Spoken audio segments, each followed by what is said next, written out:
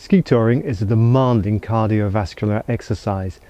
If you want to get fit for ski touring during the summer and autumn months, so before the winter season starts, there are some sports that are interesting. For example, running is what I would probably suggest is the best sport for improving your overall fitness. If you want to do more specific training for ski touring, you can use roller skis. Now, you may or may not have seen roller skis, but they're basically the dry land equivalent of cross-country skis, used very extensively in the summer and autumn by at least more serious athletes. And they are basically, you have a beam with a wheel at either end and normal cross-country ski binding, so you can use them with normal cross-country ski boots. Now, there are two principal types of roller ski which reflect the two main forms of cross-country skiing. There's a classic roller ski and there's a skating roller ski. Now, the thing that mimics ski touring the closest are the classic roller skis. They have a slightly wider wheel, slightly smaller wheel, so you're lower to the ground. This is more stable and easier to balance on. They're about 60 to 70 centimeters long, and the principal thing that mimics ski touring ski is that one of the wheels, either the back or the front, will run forward but has a ratchet so it won't slip back, so it's like a climbing skin. So you can use them exactly as you would cross-country skis.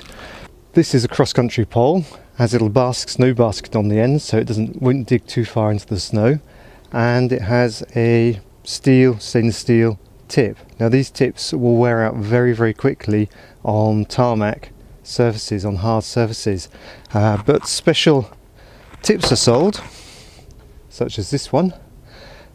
You basically have to measure this part of the pole, the diameter, and buy the appropriate tip.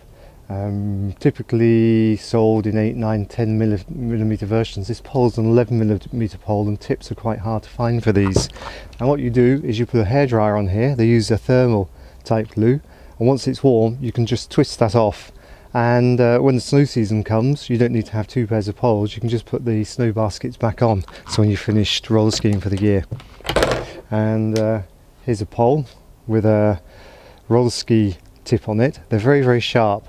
And again, this is glued. You can either use the remains of thermal glue or you use a glue gun with a thermal glue, so it's easy to get off. So there are two options for training, on road or off road. By off road I mean places like parks, or there are special roller ski circuits.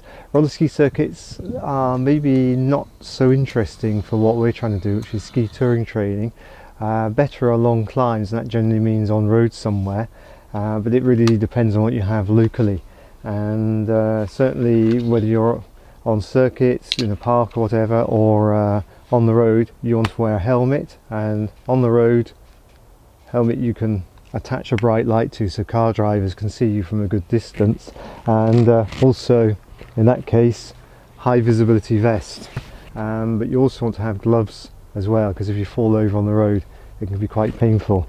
Coming back to poles again, don't use top of the range carbon poles, but best thing is to use an aluminium pole or a fiberglass pole. And as I said, the best training for ski touring are long hills, long climbs, but it's very difficult to descend on roller skis. Well, very dangerous to descend because they can go very quickly, and it's hard to slow down on them. And in which case what's a good idea is to have somewhere where you can climb up and then walk back down, back to where you started from. Or if you're in a club, you can be picked up in a minibus, or if you've got some friendly person to arrange to pick you up, or even leave a bike at the top of the climb. But if you're walking back down, you want a sack. Well, this isn't particularly well organised with a sack that you can stick your skis onto the back of, so you can come back down.